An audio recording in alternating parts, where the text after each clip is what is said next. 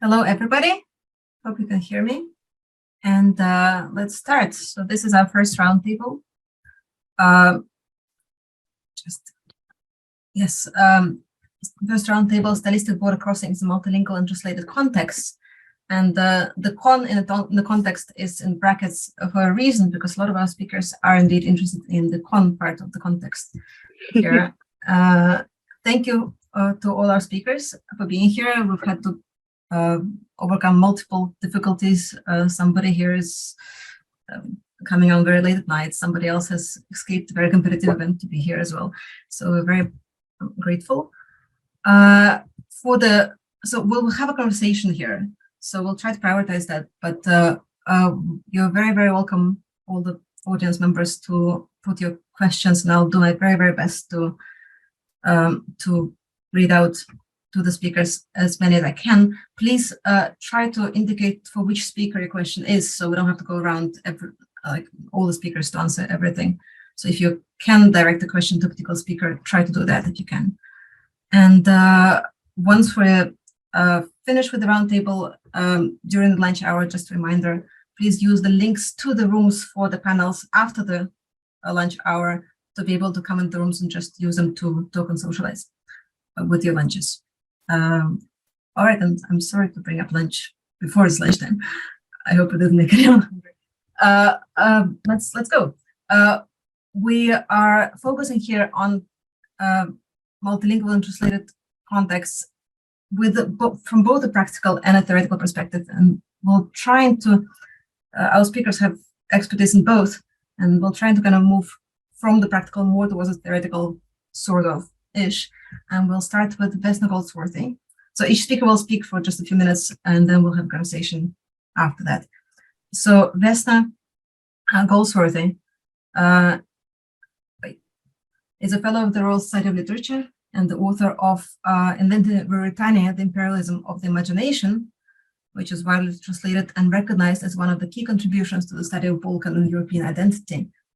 She's also an award-winning and internationally best-selling novelist, memoirist, and poet with many years' experience in teaching creative writing and English literature here at UA, among other places. And two of her books, her novel Gorsky and her memoir Chernobyl Strawberries, were serialized for the BBC.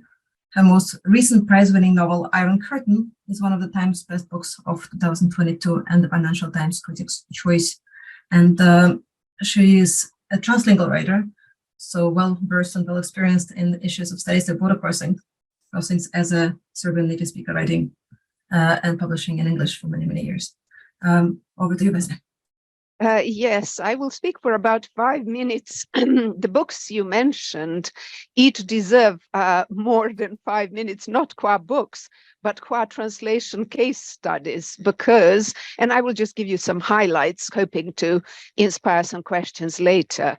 So the only book that I wrote translingually, as it were, is my very slim poetry collection, The Angel of Salonika. And translingually, in my case, meant in a kind of consecutive translation. I wasn't inventing a new vernacular. I was writing either in one language or another and checking that things worked in both as I went along. I wasn't able to publish that book in a kind of side-by-side. I published it in English. It was the Times Best Poetry Book of 2011, and only later in Serbian. And it was interesting that I had to struggle a great deal to get an ISBN number for each book as original rather than a translation, because I wasn't able to ascertain which one is original and which is the translation. There is no source text in this particular case. The interesting thing that I'm moving at the trot to the memoir Chernobyl Strawberries that you mentioned. This was published in 2005, and in some ways an act of translation was implicit in its creation, because I was writing about my memories of socialist Yugoslavia, of my childhood, and I was carrying through the original meaning of translation, carrying through the bones of my childhood into English. And then what happened when it was being translated, because of the way it kept me busy here in England and elsewhere, it was translated into Serbian by someone who was both much younger and from a completely different part of the country than I. So you had these multiple changes of language. I only had time for very light touch editing. It's a strange experience being translated by somebody else into your mother tongue. And you don't dare complain too much, because otherwise, why not translate it yourself? But I had this kind of, it's almost like, if you know Derrida's différance, each time there was a little kind of staged difference. When the book became a bestseller in Germany, I had a lot of staged readings, but there it was always read by somebody else. And the difference in German was achieved by them having a Viennese actress on a German stage. But I couldn't do that in Serbian because I was reading the other's text, as it were. So it was a kind of mise en abîme. You were sort of forever receding into some kind of strange original text, which was just the kind of memory text, as it were. Gorsky, and I will finish with that one, I won't talk about this most recent novel, is the only long work of mine, because I also write originally in Serbian, but short stories, that I personally translated into Serbian. And it took me longer to translate it, honestly, than it took me to write the original, because I had to kind of go in my own footsteps and retrace various decisions. And the complication was that the narrator of Gorsky is Serbian, but the novel is written in English. And so he's sort of slightly stilted, slightly formal English expression, had to find its Serbian equivalent, and I had to make all the kind of millions of decisions, like who says vi to whom and who says ti to whom, and the kind of, and plus the narrator, because this is a reworking of Great Gatsby, is the equivalent of Nick in Great Gatsby, has the kind of, Great Gatsby is the Russian character in this novel.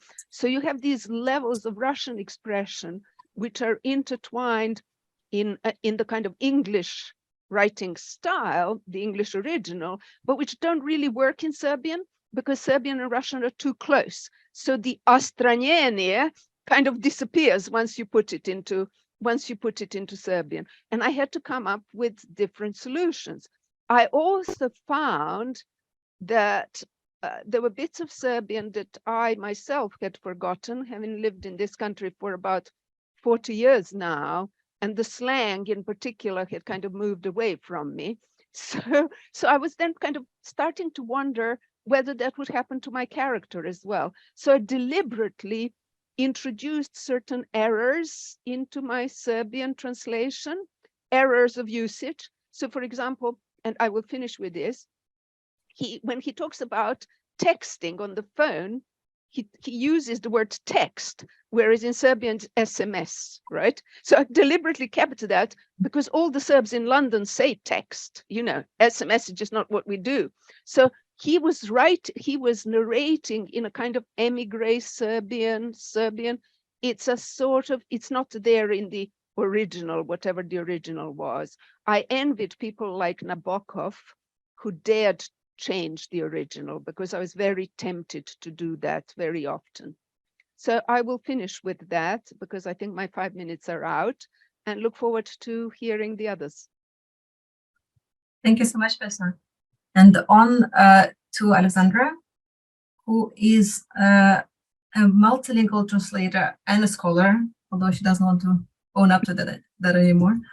So she started off with her PhD thesis in poetry and self-translation entitled Brodsky Translating Brodsky, which won the ICLA International Comparative Literature Association's Anna Balkan Prize, and then on to a reader of Shklovsky. It's nice, Vesna, that you mentioned Ostranjenie already. It's definitely part of this conversation, which she also translated into Russian, didn't you? And but is now already for some years has now embarked on a very interesting and exciting career as a literature translator between 3 languages. So she's already translated one of the most difficult probably texts in Russian literature, Master and Margarita, by Mikhail Bulgakov, into German, which is her second language. as well as Bell Kaufman's Up and Down Staircase and O. Henry stories and among others. Shklovsky into English, and Daniel Kehmann's Tyll, and Neil Gaiman and other children books into Russian. So we're fascinated to hear about how you're managing all these three languages, all these translation careers, as well, in addition to a freelance career as an academic translator, and what your multilingual scholarship and multilingual translation, how they coexist in your work. Thank you. I'm just waiting to be found out. I mean, I know that translating between three languages in all directions doesn't happen and doesn't work, and that's forbidden. It's just that, I haven't been found out yet as an imposter. So I'm really happy to be here because, I ran away from academia screaming at some point because I much prefer translating. But after several years of practical translation, it feels lovely to take a step back and think about what I actually do there. And now, Vesna, I'm so happy you mentioned Australiania already. Because my love for Shklovsky knows no bounds. So it's a bit of Australiania to look at my work. And what I realized, and I never really thought about it before, so thanks a lot, Eugenia, is, there are, as we all know and have heard in the keynote, translation is a wonderful way to study literature and language both. And the two kinds of borders that I see, and of course, when I say borders, I mean very fuzzy borders and a continuum, because, in our field, everything usually is a continuum. But still, between a language as such and the particular style. So there is a kind of a pyramid, and I need to think about it in order to translate because it influences every decision I make. So this feature I see in the text, is it a feature of this language, or is it a feature of this particular language variant or time, or is it a feature of a literary movement or a group to which the author belongs? Or is it a feature of the author, or is it a stylistic feature of the protagonist who is speaking, or the speaker of the text, or is it a feature of this particular passage or sentence, right? And for me, and I think for most practical translators, the more particular the stylistic feature is, the more urgently does it need to be translated, because it's something special about this text. Unless you are a great fan of Schleiermacher and you have a very tolerant editor, you can't try to translate features of the Russian language into English, because nobody wants to read that, unfortunately. I mean, it would be great fun, but no. So I need to understand, is this particular or is this general? Like, I don't know, if I see a lot of diminutive suffixes in a Russian text, is it because every Russian does this, or is it really something about this text, right? That's the first border. And the second border, that would be the next step when I'm actually translating, can I translate it? And in the case, for instance, of diminutive suffixes, I cannot translate them one-to-one from Russian into English, because unfortunately, you poor English people are lacking our cute little suffixes. So the next border I see is the border between, device and effect, I guess. Because what is style, right? Is style the sum of devices used, or is style the sum of effects? I cannot use the same device, but I can hopefully achieve the same effect by using some other kind of cutesy vocabulary. So yes, I guess that's it for me for the moment. Thank you so much, Alexandra. And then on to our third speaker, Douglas Robinson. Hello, Douglas, who is a professor of translation studies at the Chinese University of Hong Kong, Shenzhen. Douglas has been translating professionally between Finnish and English since 1975. Since 2009, his translation work has been entirely literary, cinematic, and dramatic. His most recent book-length translations are a transcreation of, I'm sorry if my Finnish is non-existent, of all the Kilpi's unfinished posthumous novel Gulliver's Voyage to Fantan Mimir, and Mia Kantimäki's feminist travel memoir, Women I Think About at Night. Douglas Robinson is best known as a translation scholar, I guess in this community at least, with monographs from the translator's turn to transgender translation, translingual address, and the anthology of Western translation theory from Herodotus to Nietzsche. and a textbook, Becoming a Translator, and as well as translation as a form, a centennial's commentary of Walter Benjamin's The Task of the Translator. And most recently, he's published a pseudo-translated novel, The Last Days of Maya Lassila, by J.I. Vatanen, 2022, which fascinates me, among other things, by the fact that it's built as a pseudo-translated novel, which I'm not sure I've ever encountered in literature before. So I'm fascinated to hear about the pseudo and then what it means when it's not really a pseudo anymore, and that it's declared on the cover. On to you, Douglas. Okay, thanks, Eugenia, and thanks for the two previous talks. Very interesting materials. I wanted to pick up on two words, mise en abîme from Vesna and Astreni from Alia, but also the idea that you can't translate the features of Russian into English or into German. Of course you can. It's just difficult to publish. But I've just translated Benjamin's Die Aufgabe des Übersetzers twice, experimentally, because there are 4.5 translations into sense-for-sense translation, sense-for-sense equivalence, which is exactly what Benjamin attacks in that paper. So why follow that? Why not follow the style that he wanted, which was Hölderlin's etymological literalism, or go even further? I've got the most recent one is neither of these is published yet. We should be coming out this year. The other one has a different experimental strategy in each paragraph, 11 paragraphs, and so there's 11 different strategies. It can be done, and publishers are available for that. You could translate Schleiermacher into literally or etymologically or morphologically into Russian. You could translate Pushkin into Schleiermacherian German. There's all kinds of fun stuff you can do with that. But the mise en abîme idea that Vesna raised is attractive to me because my very first book on translation, unpublished, apparently there are 5 copies, photocopied copies of this in Finnish university libraries, was a bilingual book that I wrote in English and then translated into Finnish, with the idea that the act of translating,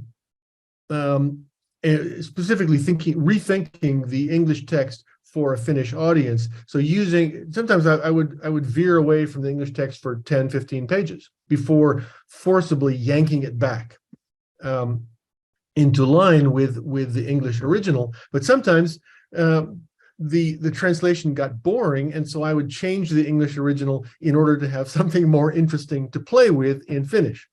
And so this was going both ways, and I printed it out face à face with the Finnish on the verso and the English on the recto, and nobody would publish it. Academic publishing in Finland is very, very conservative, and I was kicking myself that, if only I'd done it in English and French or English and German or some 2 languages that have more currency in Europe, it might have been more publishable. The other work that Eugenia mentioned, the pseudo translation, was interesting because I have wanted to be a published novelist most of my life, and I kept finding it difficult to do. I've never had writer's block with anything scholarly. It just comes pouring out. But writing a novel, it was always like pulling teeth, right? How do you create a character? How do you tell a story? What do you make the character do next? How do you build a coherent plot? And I've been translating from Finnish into English since 1975. I've translated something like 7 or 8 books, and most of my work is translating novel samples these days. Sometimes play scripts and screenplays, but mostly novel samples, 60, 70, 80 pages from the beginning or somewhere else in the novel. chosen by the author, chosen by the literary agent or the rights agent.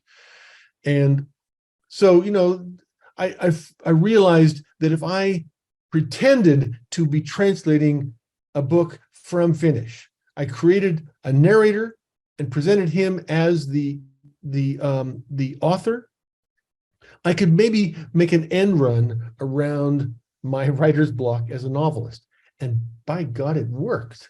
It was amazing that just following this narrator's lead took me through the book. I didn't stop. It was very fast. It was a short book, short novel, 120 pages or something, but still, it was exciting to follow that along. And then because I have a postmodern streak a mile wide, I had to mess with it and announce the pseudo translation on the cover, and then inside the covers play Kinboat, Nabokov's Kinboat in Pale Fire, who is paranoid and it's generally insane and gets everything wrong. I had to play that kind of epistemological game with the pseudo translation all the way through, and so I kept writing footnotes that would give the supposed original translation of a phrase. I would invent the Finnish, basically translate the English into the Finnish, pretend that the Finnish was the original, and then show that this was anachronistic. It could not possibly have been written in 1922 the way I claimed the novel was. It must have been some other author, and kept suggesting other possible authors who could have written the novel in 1974 or 1998, and directing attention away from the fact that I took credit for it on the cover, but between the covers was messing around. I don't know how much time I've got left, but I wanted to say one more thing, I guess. I have been absolutely loving Eugenia's work on bilingual writing, translingual writing, as natural for bilingual people, and that the naturalness of that makes translation unnatural and therefore hard. This has been a burr under my saddle. It's been a very productive idea. I love it. I'm suspicious of it. I keep testing it, bending it different ways, and I've got a book manuscript that's under review at John Benjamin's right now called Questions for Translation Studies, and one of them is about Turi's law of increasing standardization, and I use Eugenia's theory about the naturalness of bilingual writing and the unnaturalness of translation to work on that at one stage. So I will stop there and let the next person talk. Thanks. Thank you so much, Douglas. Okay, then on to our last speaker, Matthew Reynolds, who is Professor of English and Comparative Criticism at the University of Oxford, where he chairs the Oxford Comparative Criticism and Translation Research Center, and also leads the recently led the Prismatic Translation Project. Among his books are Prismatic Translation, Translation and a Very Short Introduction, The Poetry of Translation, from Chaucer and Petrarch to Homer and Locke, Likenesses, The Realms of Verse, English Poetry in a Time of Nation Building, and the novels Designs for a Happy Home and The World Was All Before Them. And the collaborative volume Prismatic Jane Eyre, Close Reading in a World Novel Across Languages will appear later this year from Open Book. Which is a project that I've participated in, and I'm very excited also to bring it also into this context, because it's very much about how a novel becomes a global novel, and how style and sometimes content is transformed from language to language, from translation to translation, and the mechanisms that involves. So on to you, Matthew. Okay, I hadn't. Thanks so much. I hadn't really thought of saying anything very much about that enormously collaborative project which is prismatic, Jane. You don't have to. I'm kind of happy to in conversation. It's nice to go last in the sequence of speakers because obviously I get the chance just to kind of dialogue with the really interesting thoughts that have been expressed already. I wanted to pick up on the talk about borders, about defamiliarization and estrangement, odstranenie, the kind of announced estrangement of Douglas's project that you were just telling us about. And so those are things I'll come back to in a minute.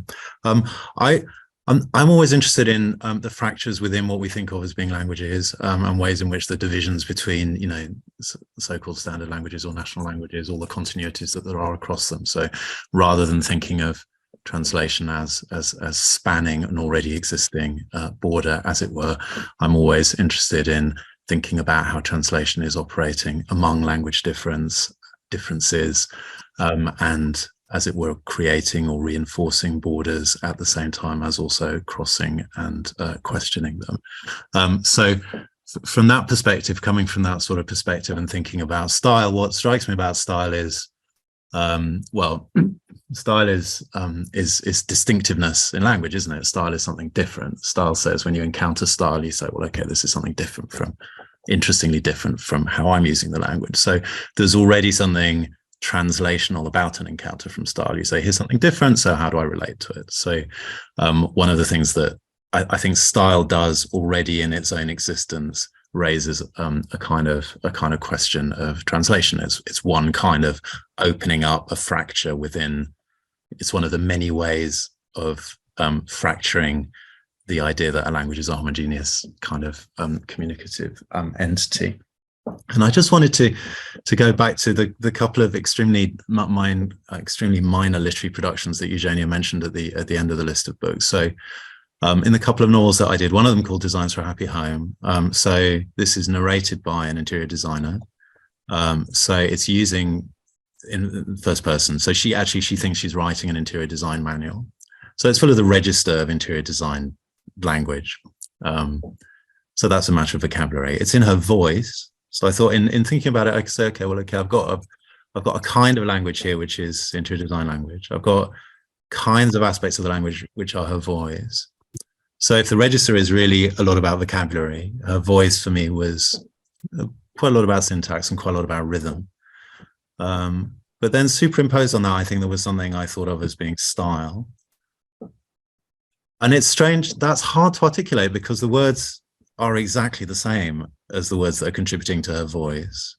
But if I think of it from the perspective of style, I'm asking the same words to be read differently, to be enjoyed in a different way. So rather than the reader thinking I'm just encountering a character, to think of the character as being situated, or for the words to be angled slightly differently, or to be, what that really means is looked at in relation to a kind of set of interpretive assumptions, to be looked at as words that are appearing in a novel rather than words that are appearing in an interior design manual, because the words of the interior design manual and the words of the novel are exactly the same, but to read it as a novel is to read it slightly differently.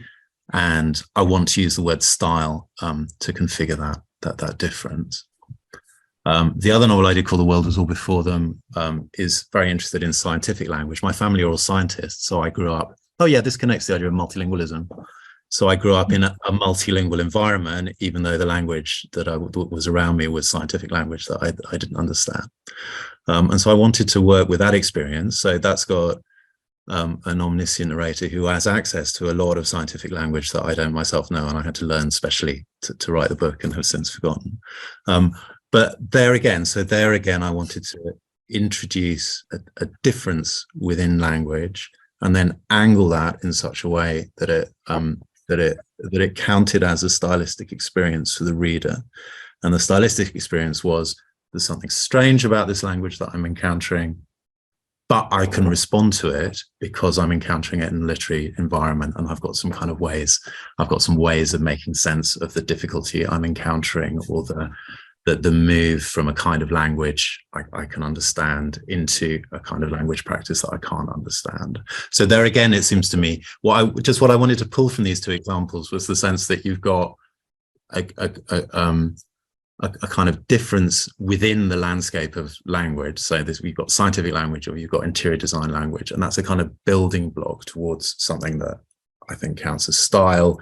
And style is a particular way of managing the boundary around that difference. It's saying, enjoy this, encounter this difference, recognize it as difference, but kind of also welcome it into your own imaginative world, find a way of enjoying that encounter. So if I move from these very, very minor, and this very, very minor kind of confessional sort of thing about my own extremely modest practice to sort of much more impressive achievements in the field of literary translation, say, for instance, Pound's Cafe, extremely canonical instance of the achievement of a new style in poetry through translation. And Pound's Cafe is written in translationese, you know, it's calqued very markedly on its sources, but nevertheless, that works as something that counts as the achievement of an exciting new style.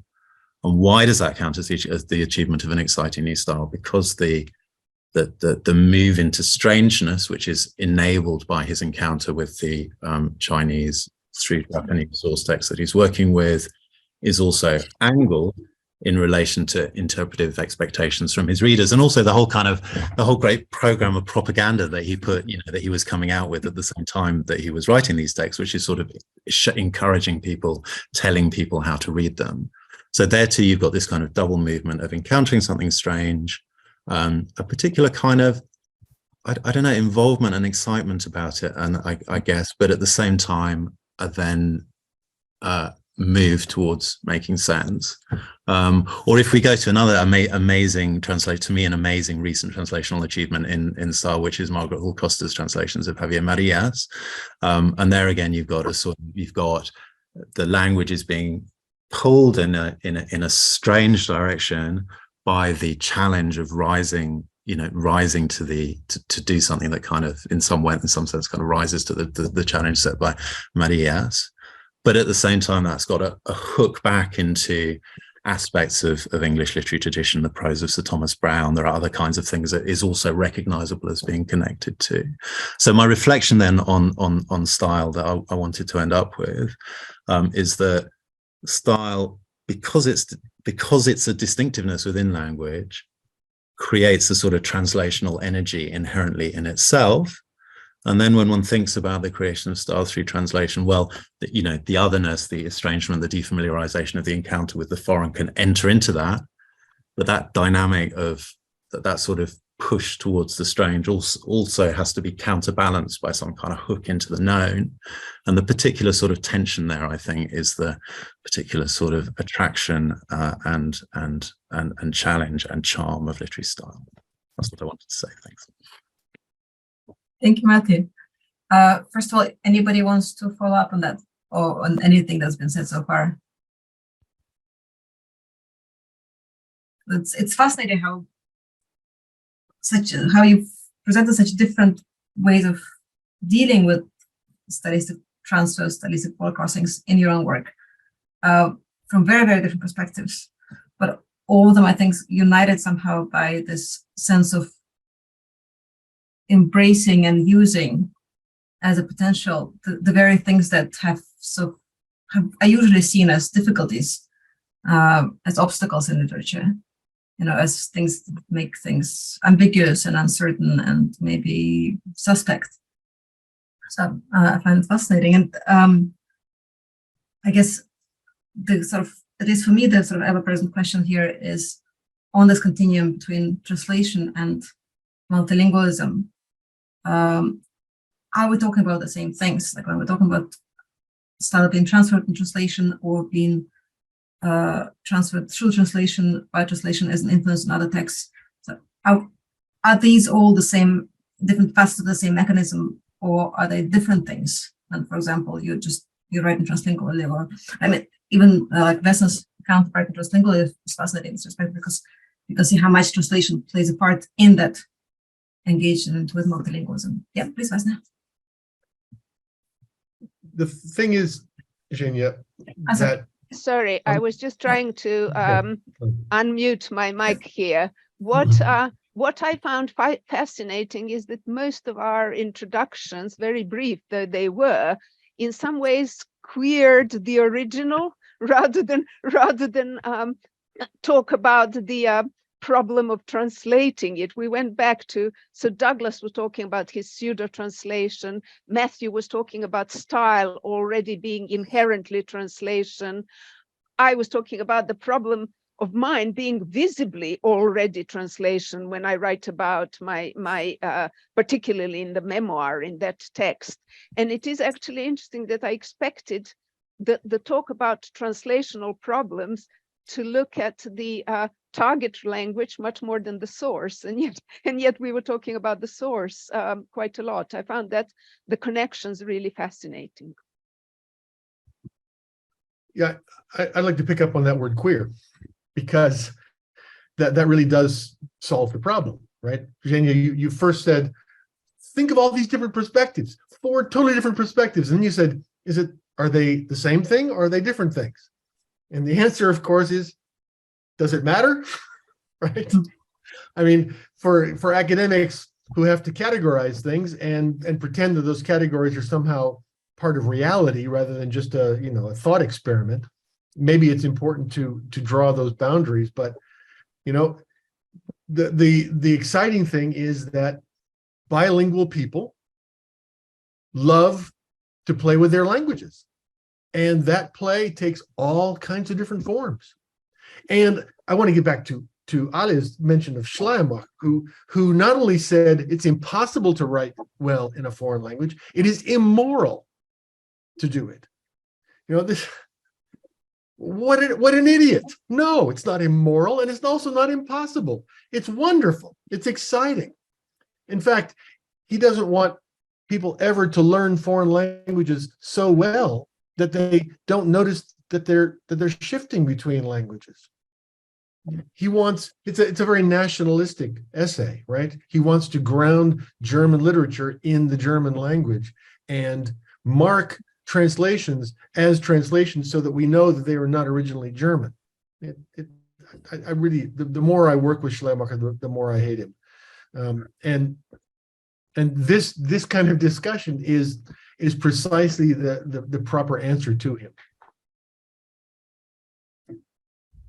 I feel very much like protecting Schleiermacher, not politically, but in translation studies terms, but I've just proclaimed that I'm not a theorist anymore, so I'll go practice. Right. And self-translation is, of course, a great example of how permeable these borders between multilingualism and translation are. And well, I wrote my PhD on Brodsky, so of course I have to mention him. There are quite a few cases where he started out translating and then added more and more and ended up with 16 stanzas instead of 6, and made, on the one hand, made everything that makes Brodsky and poetry Brodsky even more intense, all his enjambments, all his mixtures of naughty puns and metaphysical thinking. And on the other hand, he made use of things English had to offer, and there clearly was this process of inspiration back and forth, his English language texts leading him to write new Russian language texts, and back again.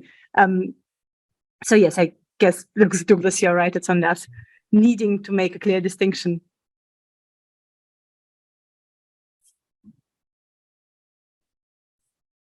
Anybody wants to jump in?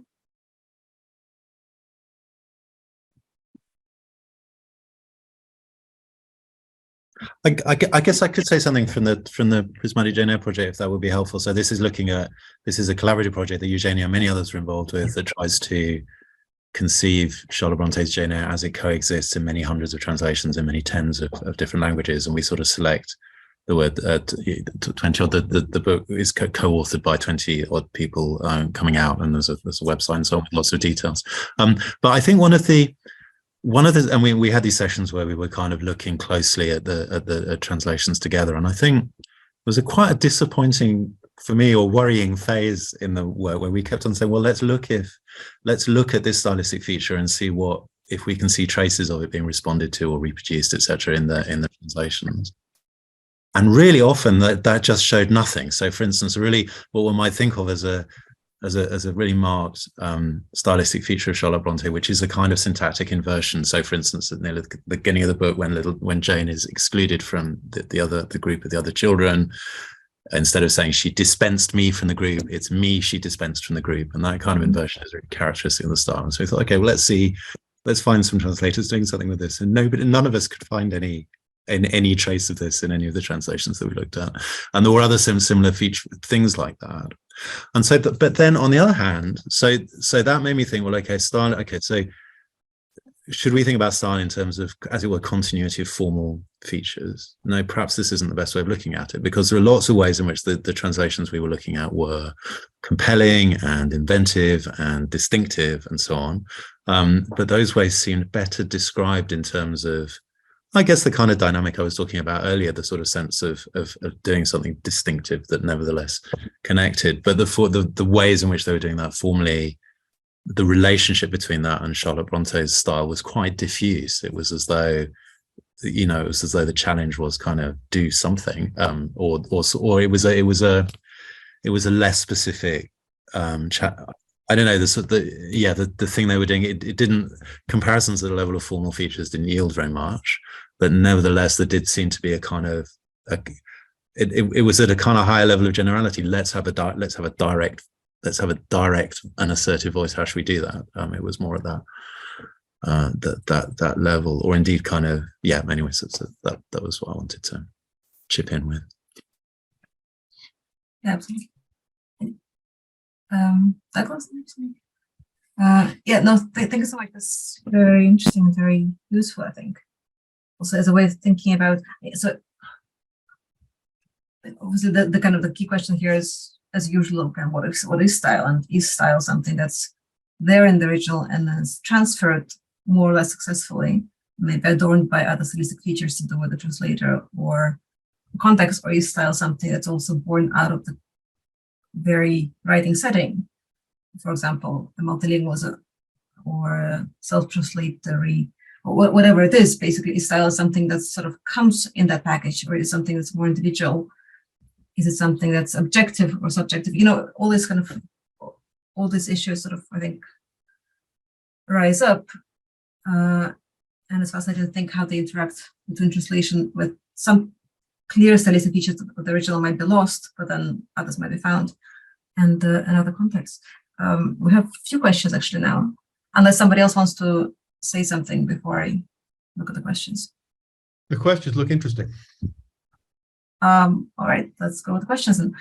Monica Randacho says, to get to the idea put forward by Matthew that translation is a fracture and that language is not homogeneous, can fracture be sometimes healed smoothly?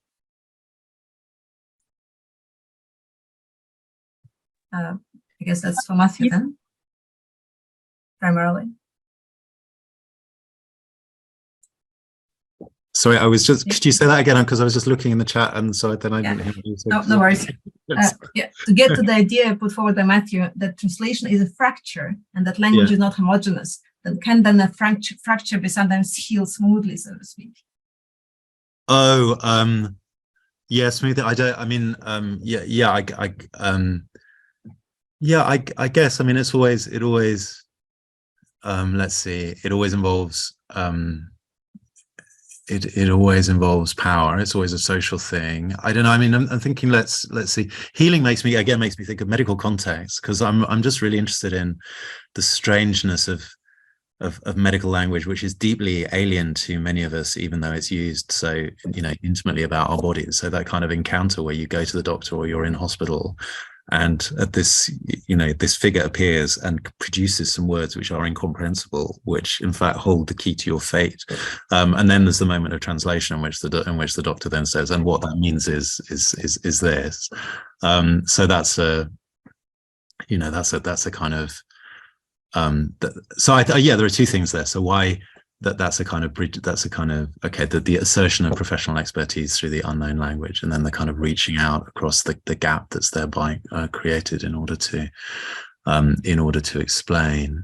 I think, the sense of smoothly, where is that smoothness? And I think the sense of smoothness is in, as it were, a kind of community that is that is created. So if you say, well, okay, how am I thinking about, and then if we take that to a translation across, language, whatever it would be, French and German or whatever. So and that standard language, different so-called differences between so-called natural languages. And again, what the kind of smoothness there is never a not human. It's never sort of just a technical thing. It's about communities of readers, and it's about people agreeing that agreeing to enjoy reading the book, or agreeing to value the translation, isn't it? So I guess I quite like that talk, that sort of idea of healing the fracture, and then the healing happens through people, through people's practice, I would guess. And I think that's also true of literary translations and how they're received and interpreted and understood. Or else that the healing is not a medical effect, but an audience effect. Yeah. And also Yeah. the Translators try to give the valuable. impression of healing the fracture, and with a skin graft or something that covers over the actual fracture. And the fracture can be valuable in itself. I heard the word fracture, immediately thought of, this Japanese art, kinksu or something. I definitely mispronounced it. Where you, when you broken a vase, that you repair it with golden glue, golden leaf, and you see the fracture, and the fracture makes it more valuable. And I mean, I'd be delighted if editors let me do more of that, and publishers let me do more of that in literary translation. Having these fractures visible is lovely. It's having the translator visible. It's in practical terms, it's always a compromise between what most readers apparently want and what I'd rather do. There's a lovely Bosnian novel called Body Kintsugi, which is actually structured around that very principle, and it deals with the body fractured by cancer, and it has just been translated into English quite fascinatingly. So those strategies, it's actually quite funny when you mention there is something in the air about that, rendering translation visible, like those golden lines on Kintsugi. And I was thinking about that in terms of how it resonates with me, in terms of translator's duty, that actually in some ways, I used to translate from English into Serbian, particularly poetry. I felt freer and more creative when I was translating other people's work. Geoffrey Hill, for example, I translated, which is hellishly hard to do, but a great creative challenge. Whereas when I was translating my own work, I somehow felt more dutiful, and therefore felt more hampered by that dutifulness. And the sense of duty was that I needed to almost like kind of account for myself. What I was doing in English had to be carried through into Serbian exactly as though there was some kind of policeman sitting on my shoulder, right? It's a sort of, Right, and I actually wondered whether the self-translation in that sort of sense can also be hampering, as well as you'd think it would be more faithful, but the translator herself doesn't feel necessarily as free. There is a kind of inhibition. Unless she's Brodsky or Nabokov. Yes, but I have this is a different topic. I have my sort of vis-a-vis both of those. There's a male sense of liberty at work there, and the great canonical writer sense of liberty, and my sort of modesty is the. I mean, you talked about imposter. Comes from that kind of sense that you have to prove something first and then give yourself freedom. Do you see what I'm trying to say here?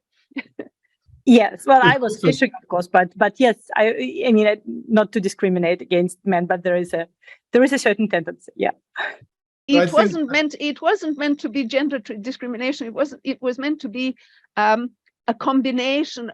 So if you're Brodsky, you know that every stage will be published, right? Whereas I document only the beginning and the end, yeah. And what I do in the middle is not, it's kind of destroyed, as it were. I would guess too that there is an aspect of the narrativization of the self, right? That we exist as coherent selves because we tell a coherent story about our past and our present and maybe our future, and that somehow that trains us to cling to something we have written accurately, so that we don't go changing it, because that means changing the self, and it requires a bold kind of person to say, I'm different every hour, I'm different every minute, I'm protean, I keep changing. So how much do you think, just a kind of question to everybody, in a sense, how much do you think you know what you're doing when you're dealing with style translingual across languages? How much do you feel that you're in control, that you know what's happening? Like, is it style doing something to you? Is it you doing something to style? How do these interact between translation and multilingual settings? Maybe I shall start with this again because I will soon have to leave. But there's a recent feature in the New Yorker about about Iron Curtain, my most recent novel, which dug out a quote from the memoir, which says that for me, English is like a brand new car where I cruise very happily along until I hit a corner and can't quite turn fast enough. And I think the analogy actually works, because the sense that I'm not quite in control is exhilarating, but can be scary at particular moments. And it is not something that even after 40 years in English ever leaves me quite. It's a sort of, there's a kind of freedom of inhibition. If I'm writing of sexual scenes, I do that much more easily in English, because there's that Auden thing that the child sees the moon, says the moon, and think the word is the thing. I kind of, the word and the thing in Serbian is still much more live in terms of connection. So the inhibition is not quite there in English. And there are lots of kind of analogous things to that. That's why Beckett switched to French. Hmm. Because he lived the French less intensely than he lived his English. You point this out, Eugenia, in your article. This is his way of overcoming writer's block. The memoir as well. Yeah. I have a few really interesting questions. I'm trying to kind of sort of parse them all, sort of see what. And I'm afraid yeah. I somehow moved one away into already answered, because yeah, I saw some buttons. Sorry. Yeah. I mean, a few of them actually. So there's kind of a thread going there to do with. I'm sorry, I'm grouping things together a bit, but to do with the audience. So we have a question or a comment from Nidia Makwana, mentioning that, say, from an Indian perspective, it's usual practice for speakers to use 2-3 languages in one sentence, so it's hard to differentiate borders in a multilingual country. And then Rosanna Rion talks about how we should maybe think more about our multilingual audiences, and in general about how audiences change. So this kind of reader perspective is being sort of highlighted here. Adriana Kovacheva talks about, mentioned that Doug commented on the conservatism of the publishing market, and Vesna has also shared her difficulties with getting ISBNs for 2 books to be classified both as original, and asks, do you think that the book market and the readers' expectations has recently become more open to books that are written in one language but are bilingual in the playful and experimental way that Doug describes? So I guess all this sort of highlight this kind of issue of, are things changing in the way we read as well as write? How does the audience come into this? And what happens to publishing in response to that?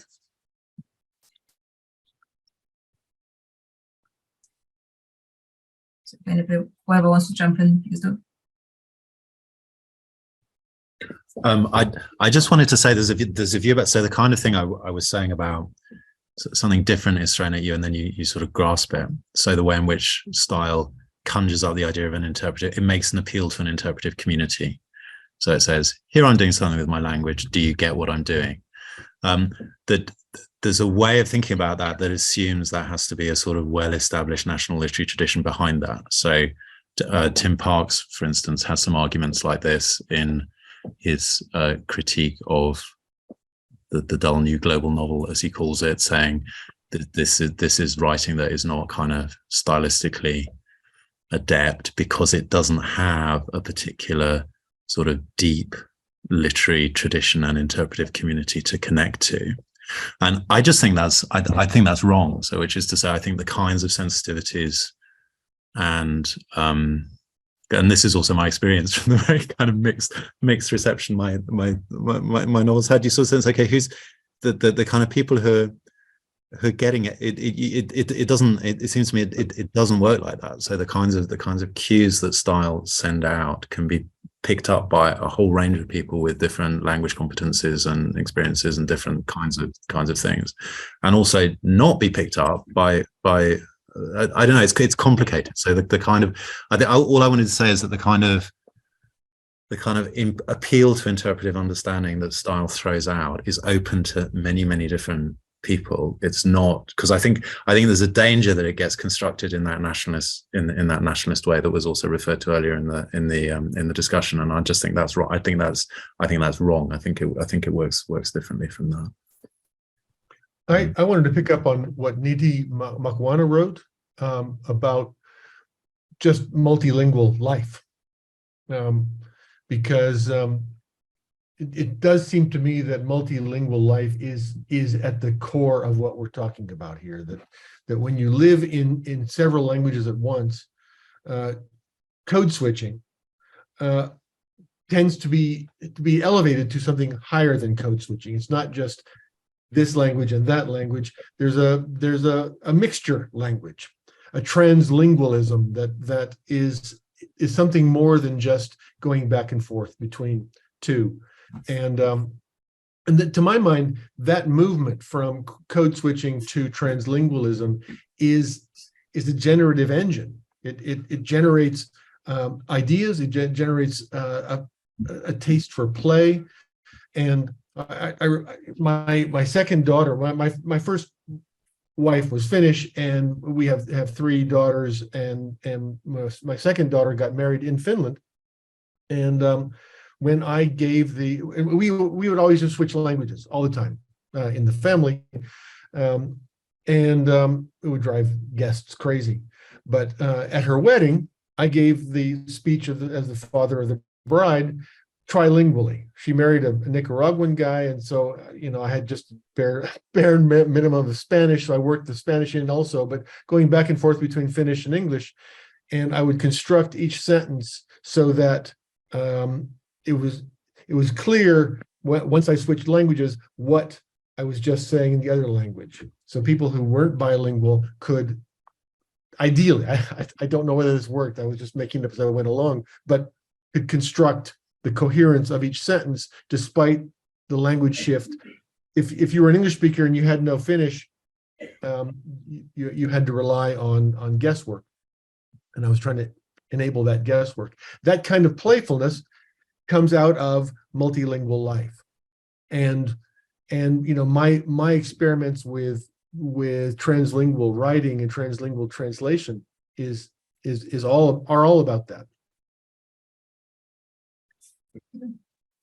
I think we'll have to close very, very soon, kind of now, more or less, because we're out of time, and I know some people have to leave. Thank you so much, all of you, and it's been a wonderful conversation. And I came to this roundtable, I was thinking of the different perspective represented here, as different. And I was thinking of this roundtable as a dialogue between those perspectives, and with this kind of sneaky suspicion that, I think that translation, what we know about translating style and silent translation is something that can be used to bear on these other perspectives, such as multilingualism. But what if it cannot that easily? What if it's more complicated than that? I think one thing I've learned definitely is that, first of all, the perspectives you offered have been even richer and less distinct than I thought they would be, which in itself is fascinating. All these different phenomena of different things you can do with language and languages that involve style, they sort of cross-pollinate and sort of cross into each other in each person's mind, it seems, and it's hard to separate them. And yet, the very fact that we couldn't very easily separate them, I think, I think says something about the relevance of, or the importance of an approach to style as it crosses borders that's a bit more general than what we know within a single field. And I hope this will help us going forward with all these conversations. And we'll keep this. Sorry to everyone who asked the question and we couldn't address it, but I hope we'll read through the questions and I hope they'll float up later in our discussions today and tomorrow. Thank you so much again, Matthew, Alexandra, Doug, and Vesna, who had to leave a little bit early. And thank you for reading. It was a pleasure to have you here. Thank you. Okay. Bye.